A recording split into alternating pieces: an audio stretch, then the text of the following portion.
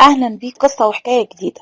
وقصتنا النهاردة حقيقية جدا وللأسف بقت بتحصل في معظم البلاد، خصوصا المشهورة منها في تجارة المخدرات، وملهمش دعوة الحاجة دي جت ازاي، ومش مهم كمان عندهم سواء كانت حرام حتى ولا حلال. النهاردة هحكي لكم قصة زي ما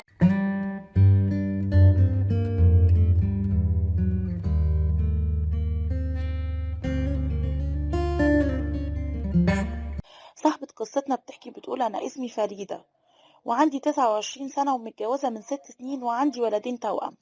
أقول لكم إني ما اتجوزتش عن قصة حب جميلة جدا، وفي بداية جوازي لما جوزي جه يتقدم لأهلي راحوا سألوا عليه ورفضوا الجوازة من اللي سمعوه عنه، عشان هم عندهم أسباب عرفت عنه، يعني عرفوها عنه، وقالوا لي يا بنتي ده إنسان مش هينفعك، وكمان مش هيقدر إنه يشيل مسؤولية بيت. لكن طبعا أنا أصريت عليه، وكمان وقفت واتحديت أهلي. هم قالوا عنه إنه بيشرب مخدرات ومدمن كمان. قلت لهم أنا هقدر أخليه يبطل كل حاجة، وهو وعدني إنه هيبطل عشان خاطري كل حاجة، وهيبدأ ويبقى إنسان جديد.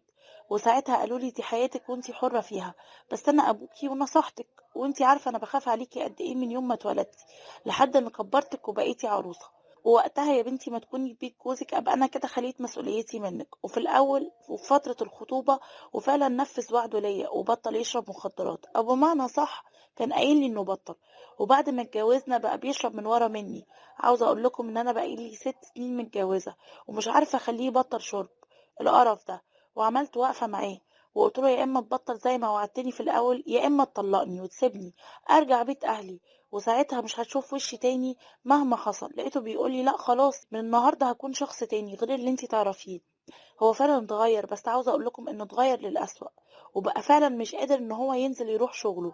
وكمان بقينا نقعد من غير اكل وشرب.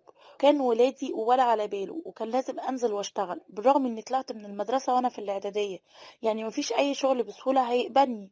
وما كانش قدامي غير ان انا اشتغل في حضانة للاطفال، بس الاجر كان قليل جدا. بس في نفس الوقت كنت بقول الحمد لله على الاجر الحلال. بس جوزي بقى ياخد مني الفلوس اللي كنت بقبضها من الحضانة عشان طبعا يروح يصرفها على كيفه. المشكلة اكبر مني، وللاسف شغل الحضانة ما بقاش مكفيه هو لوحده، وكنت مضطرة ان انا اسيب الحضانة واتجهت للشغل في البيوت. ايوه في البيوت. وبقى جوزي من كتر القرف اللي بيشربه ما بقاش بيسألني حتى رحت فين ولا جبت الفلوس دي منين. كل هم كل همه حاجة واحدة بس، إنه يلاقي حاجة ياخدها مني، إنه ياخد مني الفلوس وبس. ولما تعبت من الخدمة في البيوت والشغل عند الناس قلت له أنا تعبت، وكمان ما بقتش قادرة على مصاريف